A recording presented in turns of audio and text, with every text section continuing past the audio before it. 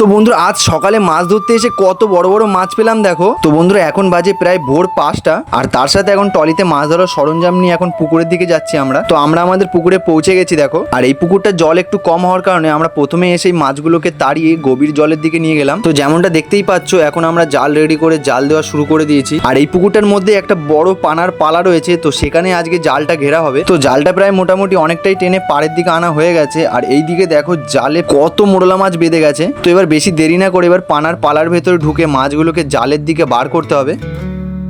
তো মাছ তাড়ানো হয়ে গেছে। তো অনেক খাটাখাটনির পর এবার দেখা যাক জালে আজকে কি কি মাছ পড়লো। আর বন্ধুরা জালটাকে পাড়ের দিকে টেনে আনতেই বুঝতে পারলাম যে জালে প্রচুর পরিমাণের মাছ পড়েছে।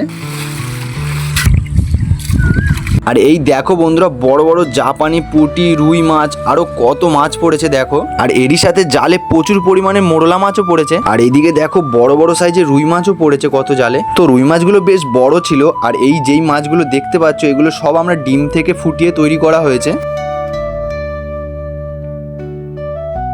আর বন্ধুরা এই জাপানি পুঁটিটার সাইজটা একবার দেখো খালি কত বড়।